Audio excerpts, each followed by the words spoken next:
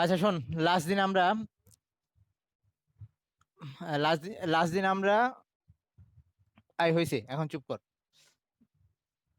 আহ, ওই পরমাণুর গঠন কিরকম সেইটা নিয়ে যে পরীক্ষা নিরীক্ষা চলছিল, প্রথম দিকে থমসনের কথা বলছিলাম, যে থমসন পরমাণুটাকে ওই তরমুজের সাথে অথবা পুডিং এর সাথে এরকম তুলনা করছিল। তো সে এরকম বলছিল যে পরমাণুর মধ্যে যে প্রোটন গুলো আছে সেগুলো একদম কন্টিনিউয়াস ভাবে ছড়ানো, তার মাঝখানে বিক্ষিপ্ত অবস্থায় ইলেকট্রন বসানো, এরকম আর কি, ইলেকট্রন গুলা তার মাঝখানে। তো এখন আহ, এই জিনিসটা ঠিক কিনা এইটার জন্য, এটাকে দেখার জন্য রাদারফোর্ড একটা পরীক্ষা চালাইছিল। তো রাদারফোর্ডের যে পরীক্ষাটা ছিল, রাদারফোর্ডের পরীক্ষাটার নাম ছিল রাদারফোর্ড,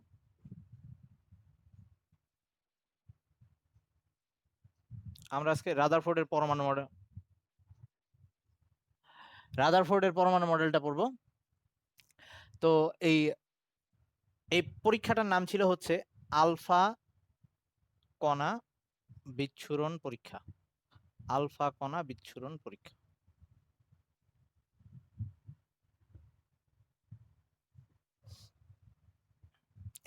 পরীক্ষাটার নাম ছিল এটা।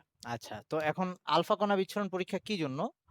আচ্ছা, মানে সে কি দেখতে চাচ্ছিল অ্যাকচুয়ালি? ওই যে থমসনের মডেলটা এরকম ছিল যে প্রোটন, পরমাণুর মধ্যে প্রোটন পুরাটা জায়গায়, এই যে আমি যে গোলকটা আঁকছি এই গোলকটা পুরাটা প্রোটন আর কি, প্রোটনের লেয়ার, এবং মাঝে মাঝে হচ্ছে ওই মাঝখানে মাঝখানে ইলেকট্রন ছিল। এই প্রোটনটা পুরাটা গোলকটাকেই প্রোটন হিসেবে চিন্তা করতে পারিস, আর মাঝখানে হচ্ছে ইলেকট্রন এর গ্যাপে গ্যাপে বসানো ছিল, এরকম করে চিন্তা করছিল থমসন। তো এখন এই এটা ঠিক আছে কিনা এটা দেখার জন্য আলফা কণা বিচ্ছুরণ পরীক্ষাটা চালাইছে রাদারফোর্ড। তো পরীক্ষাটা কিরকম, মানে আমরা যদি একটু কমন সেন্স খাটাই, যে আমরা কি করতে পারি এখানে, আমরা যেটা করতে পারি যে প্রোটনগুলো যদি আসলেই ছড়ানো থাকে, আমি যদি এর মধ্যে দিয়ে পজিটিভ কোনো একটা কিছু পাস করতে চাই, সেটা তার মধ্যে দিয়ে যাবে না, কারণ পুরাটা জায়গা পজিটিভের লেয়ার। সো ওখান থেকে ওই জিনিসটা বিক্ষিপ্ত হয়ে ফিরে আসবে, এরকম একটা ব্যাপার। তো এই কনসেপ্টটাকেই ইউজ করে এই আলফা কণা বিচ্ছুরণ পরীক্ষাটা চালানো হয়েছে। আলফা কণা কি? আলফা রশ্মির যে কণা, আমরা জানি আলোর কণাকে ফোটন বলে, আর আমরা জানি তেজস্ক্রিয় মৌল তিনটা টাইপের রশ্মি, আলফা বিটা গামা, এরকম রশ্মিগুলা নিঃসরণ করে। আর আলফা রশ্মির যে কণা বা আলফা রশ্মির যে ফোটন, মানে সেগুলাকে আমরা আলফা কণা বলি। তো এটা যদি আলফা রশ্মি হয়, তো এটাকে যদি কণা আকারে দেখি আমরা তাহলে এরকম। এবং আলফা কণার বৈশিষ্ট্য হচ্ছে, আমরা পরে আসছিলাম ওই যে তেজস্ক্রিয়তা চ্যাপ্টারটাতে, আলফা কণার মধ্যে এরকম দুইটা করে প্রোটন থাকে, মানে পজিটিভ চার্জ থাকে, প্রোটন বলবো না ঠিক, আলফা কণার মধ্যে দুইটা করে পজিটিভ চার্জ থাকে। তার মানে এটা যদি আলফা রশ্মির কণা হয় তাহলে আলফা রশ্মির কণাগুলো এরকম, আলফা রশ্মির ফোটনগুলা এরকম দুইটা করে পজিটিভ চার্জ আছে। এই জন্য আলফার কণার সংকেত প্রতীকটা আমরা কিভাবে লিখছিলাম, যে আমরা জানি হিলিয়াম পরমাণুর মধ্যে, এটা যদি একটা হিলিয়াম পরমাণু হয়, হিলিয়াম পরমাণুর নিউক্লিয়াসের মধ্যে থাকে দুইটা প্রোটন, হিলিয়াম পরমাণুর নিউক্লিয়াসের মধ্যে থাকে দুইটা প্রোটন। বাই, আমরা রাদারফোর্ডের মডেল পড়তেছি, রাদারফোর্ড কি পরীক্ষাটা করছিল সেটা আগে পড়তেছি, তারপরে ওই সিদ্ধান্তগুলো। হ্যাঁ হ্যাঁ, কেমিস্ট্রি। ওকে, এটা হচ্ছে হিলিয়াম পরমাণু। তো হিলিয়াম পরমাণুর মধ্যে দুইটা প্রোটন আছে আর বাইরে দুইটা ইলেকট্রন আছে, আর নিউট্রনও আছে ভিতরে, কিন্তু নিউট্রন যেহেতু চার্জ নিউট্রাল সেটা নিয়ে আমরা চিন্তা করতেছি না। তো আমরা এই যে আলফা কণা যার মধ্যে দুইটা করে পজিটিভ চার্জ থাকে, তাহলে সেটাকে আমরা হিলিয়াম পরমাণুর নিউক্লিয়াসের সাথে তুলনা করতে পারি, কারণ এই নিউক্লিয়াসের মধ্যে আছে দুইটা পজিটিভ চার্জ। হ্যাঁ বল। বাকিদের কাছে ঠিক আছে, বাকিদের কাছে ঠিক আছে। ওকে, তো নিউক্লিয়াসের ভিতরে থাকে দুইটা পজিটিভ চার্জ বা প্রোটন, যেটা এই নিউক্লিয়াসটাকে আমরা এই আলফা কণার সাথে তুলনা করতে পারি। তো হিলিয়াম পরমাণুর মধ্যে যে বাইরে ইলেকট্রন আছে ওই ইলেকট্রন দুইটাকে বাদ দিয়ে শুধুমাত্র নিউক্লিয়াসটাকে আমরা আলফা কণার সাথে তুলনা করতে পারি। এই জন্য আলফা কণার প্রতীকটা এরকম করে লেখা হয় যে হিলিয়াম পরমাণু হচ্ছে 2 4, এই যে হিলিয়ামের প্রোটন হচ্ছে 2টা, বা পারমাণবিক সংখ্যা 2, আর ভর সংখ্যা হচ্ছে 4। 2টা ইলেকট্রন বের করে নিলে শুধু নিউক্লিয়াসটা থাকবে। তাহলে এই যে 2টা ইলেকট্রন যদি বের করে নিই, এইটাকে বলা হয় আলফা কণা। আলফা কণার সংকেতটা এরকম। তো এখন ইয়ে কি করছে, এই পরীক্ষাটা চালানোর জন্য আলফা কণা সে ইউজ করছে, কারণ আলফা কণার মধ্যে পজিটিভ চার্জ থাকে। এইটা যদি থমসনের কথা সত্যি হয়, তাহলে আলফা কণা বা আলফা রশ্মি ওটার ভিতর দিয়ে যাইতে পারবে না। তো এখন এই জিনিসটা জাজ করার জন্য সে একটা এক্সপেরিমেন্ট যেটা চালাইছে, সেটার নামই ছিল আলফা কণা বিচ্ছুরণ পরীক্ষা। তো আমি একটু আঁকতেছি, সেটা কিভাবে ছিল, আবার ভিডিও দেখাবো আমি, সমস্যা নেই। আচ্ছা আচ্ছা, ওয়েট।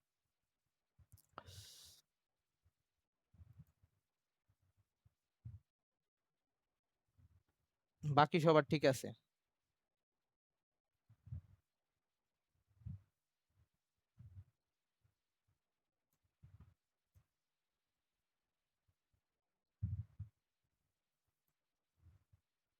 না, আমি আটকে যাই নাই তো, ঠিক আছে তো।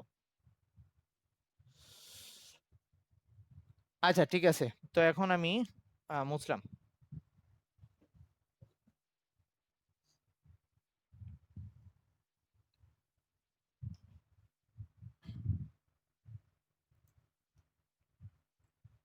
তো এখন রাদারফোর্ড এই যে পরমাণু যে লাগবে, এই পরমাণু নেওয়ার জন্য সে কি করলো, একটা গোল্ডের প্লেট নিল।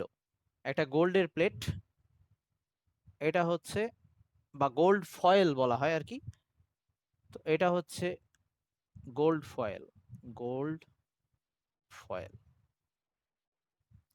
এবং আমাদের আরো লাগবে যেটা, ওই যে তেজস্ক্রিয় রশ্মি লাগবে, মানে আলফা রশ্মি লাগবে। এই জন্য সে একটা তেজস্ক্রিয় মৌল, রেডিয়াম হইতে পারে বা এরকম তেজস্ক্রিয় মৌলকে একটা বক্সের মধ্যে নিল। সেই বক্সটা হচ্ছে লেডের তৈরি আর কি, লেড বক্স। আচ্ছা, আর ভিতরে সে তেজস্ক্রিয় একটা মৌল নিল, এইটাই ধর সেই তেজস্ক্রিয় মৌল।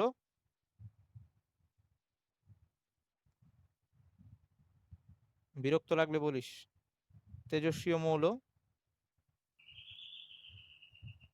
আর এই তেজস্ক্রিয় মৌল থেকে আলফা রশ্মি বেরোয় আসবে, এটা যাতে সব দিকে ছড়ায় না পড়তে পারে, এই জন্য এই যে এরকম ওই একটা বক্সের মধ্যে রাখা হয়েছে। বক্সের মধ্যে জাস্ট খালি একটা সাইডে ছিদ্র আছে একটা ছোট, যাতে রে গুলা ওই একটা পথেই বেরোইতে পারে।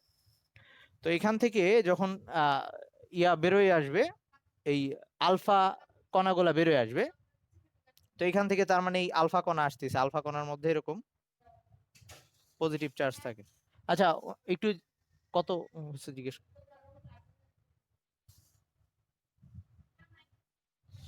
ওকে, এই আলফা কণাগুলো এখন এটার মধ্যে দিয়ে সে কি দেখলো, এখন আলফা কণা তো খালি চোখে দেখা যায় না। ওকে, তো আলফা কণা খালি চোখে দেখা যায় না, বা আলফা রশ্মি খালি চোখে দেখা যায় না, এটাকে বোঝা যায়। আমরা তেজস্ক্রিয় ওই তেজস্ক্রিয়তার চ্যাপ্টারে এটা পড়ছিলাম যে আলফা কণা প্রতিপ্রভা সৃষ্টি করতে পারে। কথাটা মনে আছে কিনা কারো, যে জিঙ্ক সালফাইড পর্দার উপরে প্রতিপ্রভা সৃষ্টি করতে পারে? মনে না থাকলেও সমস্যা নাই। তো ব্যাপারটা কি, সে এই গোল্ড ফয়েলটার চারপাশে একটা পর্দা দিয়ে ঘিরে দিছে। পর্দাটা এরকম বৃত্তাকার সার্কেলে আছে। তো আমি একটু আঁকার চেষ্টা করতেছি, আবার দেখাইলে তো বুঝাই যাবে। পুরো জিনিসটাকে এরকম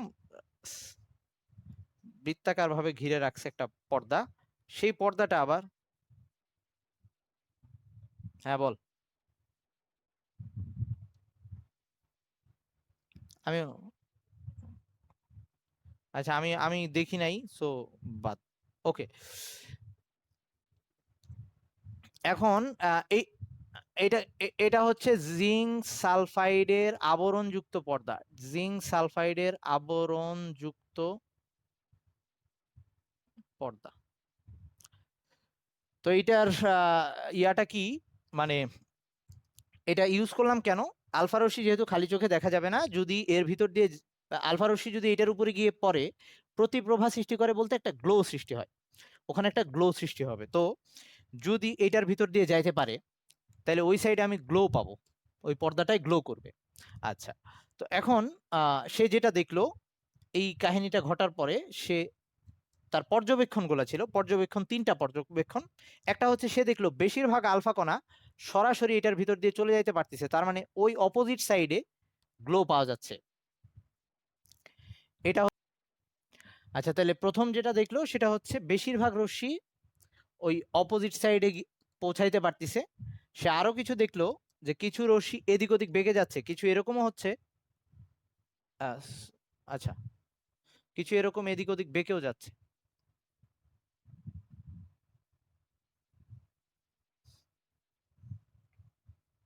এরকমও কিছু হচ্ছে। আর কিছু অনেক অল্প পরিমাণ রশ্মি, অনেক অল্প পরিমাণ রশ্মি বলতে তুলনা করলে ব্যাপারটা এরকম যে 20,000টা রশ্মির মধ্যে বা 20,000টা আলফা কণার মধ্যে একটা, এতটাই কম। এরকম কিছু একদম সরাসরি পিছনের দিকে ব্যাক করে আসতেছে, এরকম কিছু একদম সরাসরি পিছনের দিকে ব্যাক করে আসতেছে।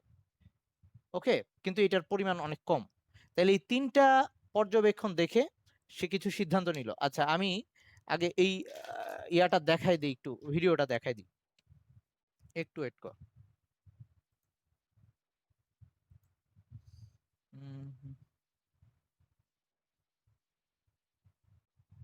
আচ্ছা শোন, ওকে সবাই, এই যে দেখতেছিস এটা হচ্ছে সেই লেড বাক্স, এর মধ্যে তেজস্ক্রিয় মৌল রাখা আছে, তার মধ্যে থেকে আলফা কণা বেরিয়ে আসতেছে, যদিও এগুলা খালি চোখে কিন্তু দেখা যাবে না। ওকে, তো এখন ওই সামনে এই যে আলফা কণাকে কিভাবে লেখা হয় সেটা আমি বলছি অলরেডি, He2+।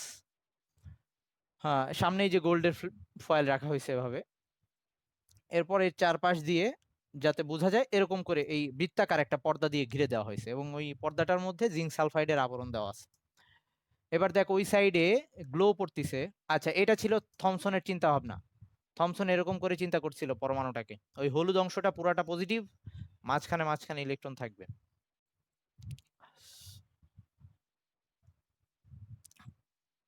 ওকে, তো এই যে, হ্যাঁ বুঝি নাই। তো এই যে এখন দেখ বেশিরভাগ ওই সাইডে চলে যাচ্ছে, আর দুই এদিক ওদিক কিছু বেঁকে যাবে, এরকম আছে। এই সাইডে দেখিস, একটু খেয়াল করছি, এই যে মাঝে মাঝে দুই একটা এইদিকে আসতেছে, আর অনেকক্ষণ পর পর দেখবি একদম পিছনে কিছু আসতেছে। এই একটা পিছনে আসলো অনেকক্ষণ পর পর, সেটা তার মানে ওইটার পরিমাণ অনেক কম। আর একটা পিছনের দিকে আসলো। আচ্ছা, তো এখন এটাকে যদি আমরা একটু জুম করে দেখি যে ভিতরে এক্স্যাক্টলি কি হচ্ছে, তো ভিতরে এক্স্যাক্টলি কি হচ্ছে সেটাকে যদি আমরা একটু জুম করে দেখি, তাহলে ব্যাপারটা এরকম, এরকম ব্যাপার। এই যে গোল্ডের পরমাণুগুলা ছিল এগুলা, এর মধ্যে দিয়ে যাওয়ার সময় নিউক্লিয়াস যেহেতু অ্যাকচুয়ালি ইয়ে, ওর নাম কি, থমসন বলছিল যে পুরাটা জায়গায় পজিটিভ ছড়ানো, অ্যাকচুয়ালি পজিটিভ একটা বিন্দুতে কেন্দ্রীভূত থাকার কারণেই বেশিরভাগ পরমাণুর বেশিরভাগ জায়গা ফাঁকা ফাঁকা হওয়ার কারণেই আসলে চলে যাইতে পারতেছে আলফা কণা বেশি পরিমাণে অপোজিট সাইডে। আর যারা নিউক্লিয়াসের আশপাশ দিয়ে যাচ্ছে তারা একটু এদিক ওদিক বেঁকে যাচ্ছে, আর যারা সরাসরি গিয়ে নিউক্লিয়াসে আঘাত করতেছে তারা পিছনের দিকে সরে আসতেছে, কিন্তু সেটার পরিমাণ অনেক কম। এই জন্য, কারণ নিউক্লিয়াস এতটাই ক্ষুদ্র জায়গা নিয়ে অবস্থান করতেছে যে সরাসরি তাকে আঘাত করা আলফা পার্টিকেলের পরমাণু, আলফা কণার সংখ্যা অনেক কম হবে। আচ্ছা, তো এই তিনটা ছিল তার এক্সপেরিমেন্টের। আমি আবার বোর্ডে আসতেছি।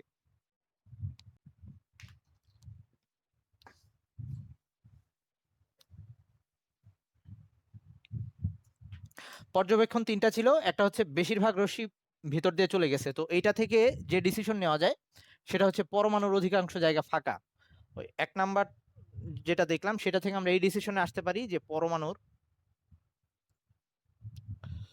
অধিকাংশ জায়গা ফাঁকা, এই কারণেই বেশিরভাগ আলফা কণা একদম সরাসরি চলে যেতে পারছে।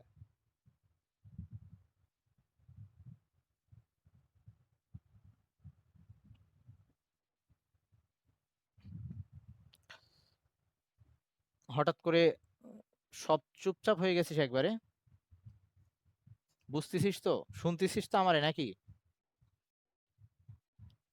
আচ্ছা দেখি, না কোনো তো ভুল পাচ্ছি না।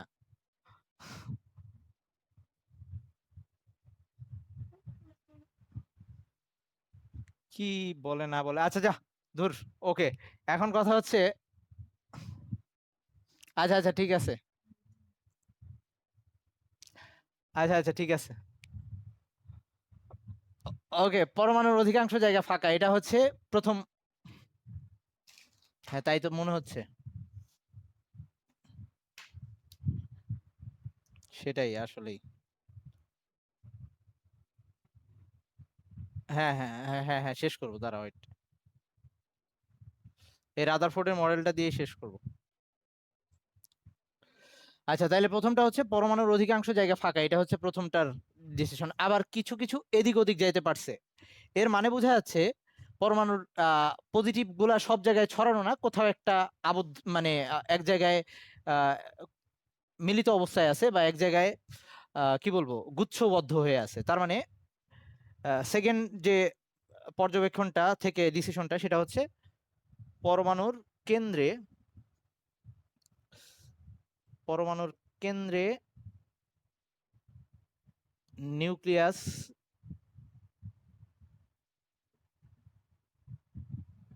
থাকে, যাতে সমস্ত প্রোটন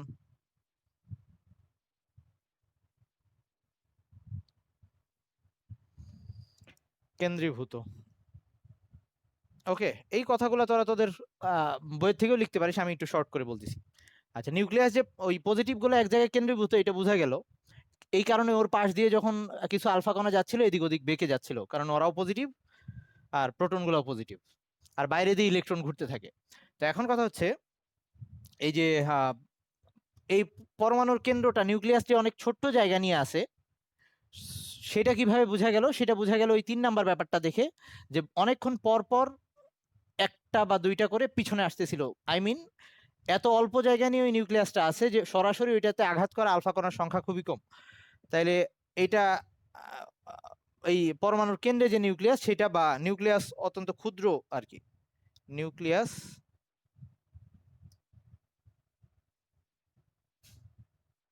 অত্যন্ত ক্ষুদ্র, মানে পরমাণুর মোট আয়তনের তুলনায় না, নিউক্লিয়াস অত্যন্ত ক্ষুদ্র। আচ্ছা ঠিক আছে, ওকে, এবার বাকিগুলো আর লিখবো না, বাকিগুলো আমি বলতেছি। সেটা হচ্ছে, তো এগুলা হচ্ছে মোটামুটি আমাদের আচ্ছা আচ্ছা আচ্ছা, ওকে ওকে ওকে।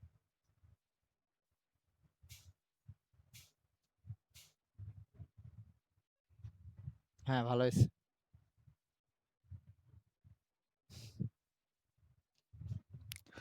অস্থিরতা, অস্থিরতার কারণে এরকম হচ্ছে। আচ্ছা শোন, তাহলে এখন আমি আহ, আহ, আবার পরের পয়েন্ট গুলাতে আসতেছি। তো পরমাণুর কেন্দ্রে হচ্ছে ওই ধনাত্মক আধান বিশিষ্ট নিউক্লিয়াস, আর নিউক্লিয়াসের চারপাশে ইলেকট্রন গুলো ঘুরতেছে। তো আহ, এই নিউক্লিয়াসের মধ্যে প্রোটন আর নিউট্রন গুলা থাকে। তো পরমাণুর মোট ভর যদি আমি নির্ণয় করতে যাই, সেটা নিউক্লিয়াসের ভরটাই হবে। কারণ আমরা ওই যে উম, আগের দিন বলছিলাম যে ইলেকট্রনের ভর প্রায় শূন্যের কাছাকাছি, আপেক্ষিক ভরটা শূন্যের কাছাকাছি। তো পরমাণুর মোট ভরটা অ্যাকচুয়ালি নিউক্লিয়াসের ভরটাই।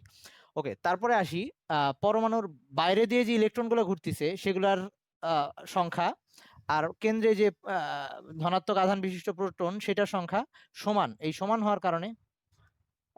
হওয়ার কারণে আহ, এই যে পরস্পর সমান এবং বিপরীত চার্জ হওয়ার কারণে এটা কাটাকাটি গিয়ে শূন্য হয়ে যাচ্ছে। তার মানে 4 নাম্বার যেটা আমি লিখতেছি, সেটা হচ্ছে পরমাণু সামগ্রিকভাবে চার্জ শূন্য। একটা পরমাণু সামগ্রিকভাবে চার্জ শূন্য, বা পরমাণু চার্জ নিরপেক্ষ, এভাবে লিখলাম। আচ্ছা ঠিক আছে, আমার ইচ্ছা হইলো এখন বোর্ড আমার, মার্কার আমার, তর্কি।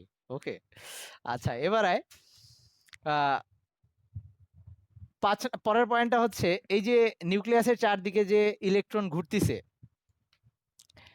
নিউক্লিয়াসের চারদিকে যে ইলেকট্রন ঘুরতিছে, তো ইলেকট্রন গুলাকে টেনে ধরে রাখতেছে যে বলটা নিউক্লিয়াসের চারদিকে। আচ্ছা, রাদারফোর্ড কিন্তু বলে নাই কিভাবে ঘুরতেছে, বাট খালি বলছে যে নিউক্লিয়াসের চারদিকে ইলেকট্রন ঘুরতেছে। তো আমরা এভাবে আঁকতেছি, এরকম একটা কক্ষপথের মধ্যে ইলেকট্রন ঘুরতেছে।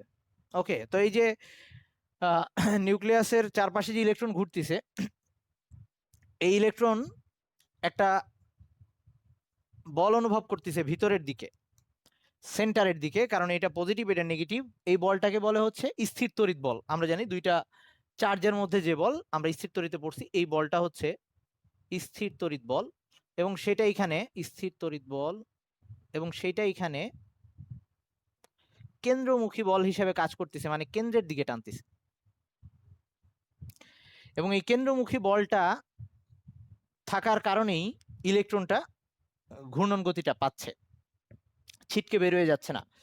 তবে এইখানে ওই যে কেন্দ্রমুখী বলের অপোজিটে আরেকটা বল কাজ করতেছে, সেটা হচ্ছে কেন্দ্র বিমুখী বল, যেটা ক্রিয়া এবং প্রতিক্রিয়ার বিপরীত। এই কারণে ইলেকট্রন কক্ষপথ ছেড়ে বের হয়ে যাচ্ছে না। ওকে, আচ্ছা এবার আসি। তো এই মডেলটাকে সে সৌরজগতের সাথে তুলনা করছে, যে সূর্যের চারদিকে যেমন গ্রহ নক্ষত্রগুলো ঘুরে, এভাবেও নিউক্লিয়াসের চারদিকে ইলেকট্রনগুলো ঘুরতেছে। এই কারণে এই মডেলটাকে, ওকে, এই কারণে এই মডেলটাকে সোলার মডেল বা সৌর সৌর মডেলও বলা হয়। কি হইল, এটাকে সোলার মডেলও বলা হয়, সোলার মডেল বা সৌর মডেলও বলা হয়। ওকে, আরেকটা ব্যাপার, এই মডেলেই প্রথম নিউক্লিয়াসের ধারণাটা ও দিছে। থমসন কিন্তু নিউক্লিয়াস বলে নাই, ও নিউক্লিয়াসের ধারণা দিছে প্রথম। এই কারণে এই মডেলটাকে নিউক্লিয়ার মডেলও বলে, এই কারণে এই মডেলটাকে নিউক্লিয়ার মডেলও বলে।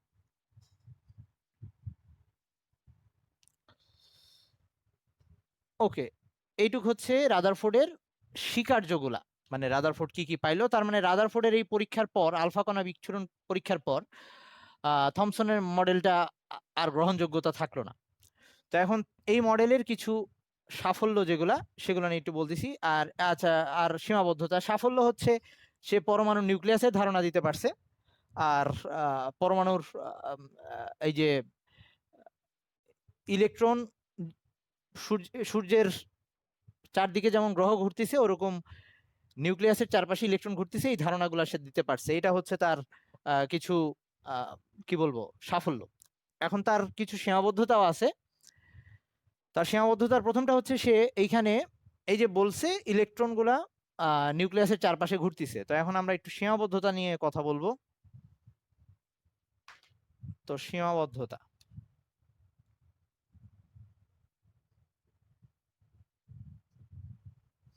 প্রথমটা হচ্ছে সে ইলেকট্রনগুলো যে না এমনি স্বীকার্য আর নাই। ওকে, এখন হচ্ছে ওই সীমাবদ্ধতার প্রথমটা হচ্ছে, আচ্ছা সীমাবদ্ধতার প্রথমটা হচ্ছে এই নিউক্লিয়াসের চারপাশে যে ইলেকট্রন ঘুরতেছে, এরা কি আকৃতি বা আকারের কক্ষপথে ঘুরতেছে, এক্সাক্ট আকার, শেপ বা সাইজটা রাদারফোর্ড বলতে পারে নাই। তাহলে প্রথমে হচ্ছে সে কক্ষপথের আকার আকৃতি সম্বন্ধে ধারণা দিতে পারে নাই। কক্ষপথের বা ব্যাসার্ধ যেটা আর কি, কক্ষপথের আকার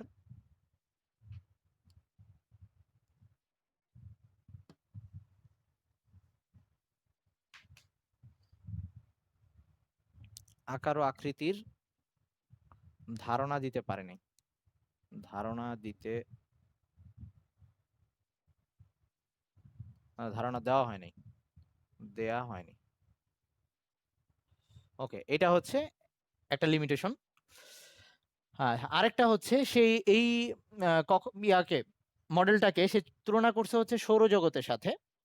কিন্তু এই যে বললাম যে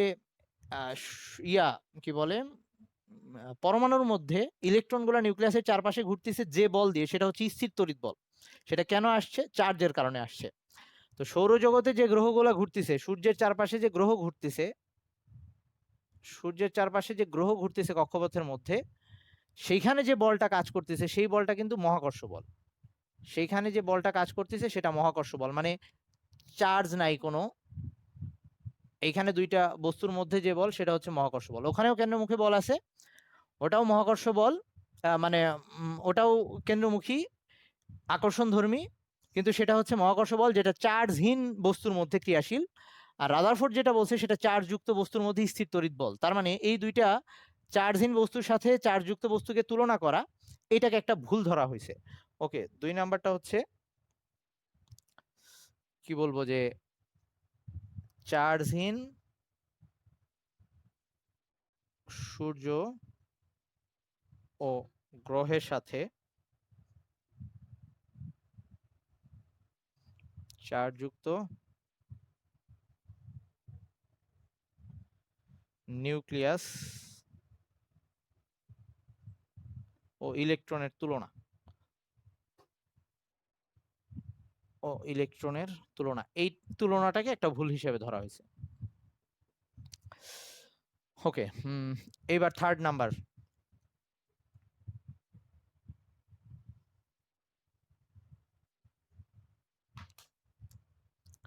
তিন নাম্বারটা হচ্ছে এই যে ইলেকট্রন নিউক্লিয়াসের চারপাশে ঘুরবে মানলাম। তো এখন এই নিউক্লিয়াসের চারপাশে যে ঘুরবে, যদি অনেক ইলেকট্রন থাকে তখন একটা আরেকটার সাথে কলিশন না হয়ে, একটা আরেকটার সাথে সংঘর্ষে লিপ্ত না হয়ে কিভাবে ঘুরবে সেটা নিয়ে সে কোনো আইডিয়া দিতে পারে নাই। তার মানে একাধিক বা একের অধিক ইলেকট্রন বিশিষ্ট বিশিষ্ট পরমাণুতে পরমাণুর ইলেকট্রনের নিউক্লিয়াসের চারদিকে যে পরিভ্রমণ সেটা ব্যাখ্যা করতে পারে নাই। নিউক্লিয়াসের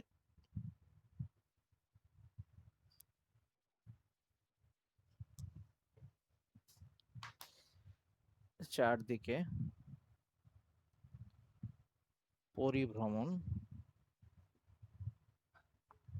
ব্যাখ্যা করতে পারেন বা ব্যাখ্যা দেওয়া হয়নি। ওকে, ওই একটা লাইন লিখছি।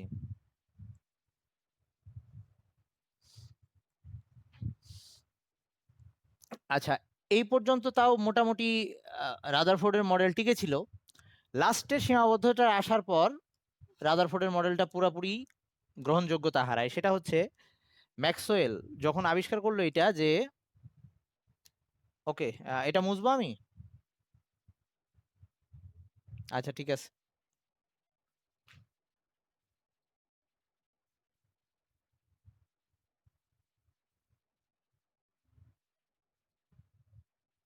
ওকে,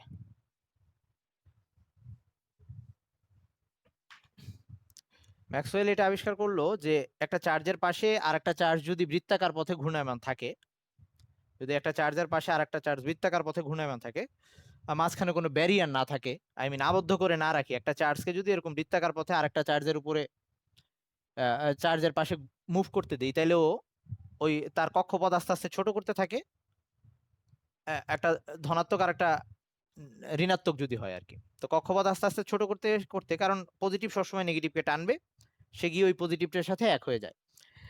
তো এইটা করার সময় সেই যে আস্তে আস্তে তার শক্তি ছেড়ে দিয়ে দিয়ে এরকম পজিটিভের কাছে চলে আসে বা বিপরীতটার কাছে চলে আসে। তো এরকম এইসব এইটা আবিষ্কার হওয়ার পরে রাদারফোর্ডের মডেলটা পুরোপুরি গ্রহণযোগ্যতা হারাইলো। কারণ রাদারফোর্ডও বলতেছে যে নিউক্লিয়াসের চারপাশে ইলেকট্রন ঘুরতেছে, কিন্তু ওরকম কিছু বলে নাই যে ইলেকট্রনগুলো একটা নির্দিষ্ট কক্ষপথের মধ্যে আবদ্ধ বা একটা নির্দিষ্ট কক্ষপথের মধ্যেই থাকতেছে, এর বাইরে যাইতে পারতেছে না, এরকম কিছু বলে নাই। বলছে নিউক্লিয়াস আছে, চারপাশে ইলেকট্রন ঘুরতেছে। তো তাই যদি হয়, নিউক্লিয়াস অ্যাজ ইউজুয়াল ওই স্থির তড়িৎ বল দিয়ে ইলেকট্রনকে টানতে থাকবে। তো টানলে ইলেকট্রন আস্তে আস্তে তার কক্ষপথ ছোট করবে এবং তা ওই শক্তিগুলা ছেড়ে দিতে থাকবে। তো শক্তি ছেড়ে দিয়ে একসময় কেন্দ্রের সাথে মিশে যাবে বা নিউক্লিয়াসের সাথে মিশে যাবে, আই মিন তখন আলটিমেটলি পজিটিভ আর নেগেটিভ যে আলাদা হয়ে পরমাণুর মধ্যে আছে সেটাই থাকবে না। তো তখন পরমাণুর অস্তিত্বটাই আর থাকতেছে না। তো 4 নাম্বারটা হচ্ছে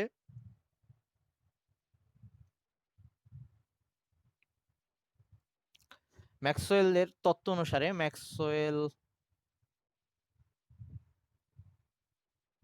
ওয়েলের তত্ত্ব হতে বা তত্ত্বানুসারে বৃত্তাকার পথে, উনি একজন বিজ্ঞানী, ওই যে আমরা ম্যাক্স ইসে তাড়িৎ চৌম্বকে পড়ছিলাম না, মনে আছে নাকি ম্যাক্সওয়েলের নাম? আচ্ছা ওকে, হ্যাঁ ওটাও চিন্তা করতে পারিস। ওকে, অনেকদিন পর ওর কথা মনে পড়লো। ম্যাক্সওয়েলের তত্ত্ব অনুসারে বৃত্তাকার পথে যদি ইলেকট্রন ঘূর্ণায়মান থাকলে ঘূর্ণায়মান থাকলে তা ক্রমাগত শক্তি বিকিরণ করে, তা ক্রমাগত শক্তি বিকিরণ করে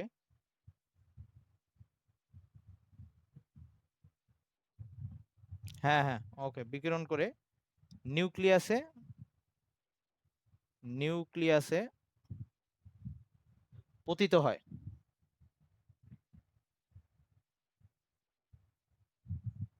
পতিত হয় তার মানে তখন পরমাণুর কোনো অস্তিত্বই থাকতেছে না অ্যাকচুয়ালি। তো এই সীমাবদ্ধতা এই এটাই হচ্ছে সবচেয়ে মানে আর কি এই রাদারফোর্ডের মডেলটাকে পুরোপুরি বাতিল করার জন্য সবচেয়ে কার্যকর সীমাবদ্ধতা ছিল এইটা। আচ্ছা, আরেকটা যেটা তোদের পুরাতন বই লেখা ছিল বা তোরা গাইড টেস্ট পেপার পড়তে গেলে বা অবজেক্টিভ সলভ করতে গেলে তখন হয়তো পাবি, সেটা আমি লিখে দিচ্ছি। সেটা হচ্ছে এই রাদারফোর্ড পারমাণবিক বর্ণালী, যেটা আমরা পরের ক্লাসে দেখব কিভাবে হয়, পারমাণবিক বর্ণালীকে ব্যাখ্যা করতে পারে নাই। তো এইখানে 5 নম্বরে লিখে রাখ, পারমাণবিক বর্ণালী ব্যাখ্যা দেওয়া হয়নি। পারমাণবিক বর্ণালী ব্যাখ্যা করা যায় না, এটা লিখতে। পারমাণবিক বর্ণালী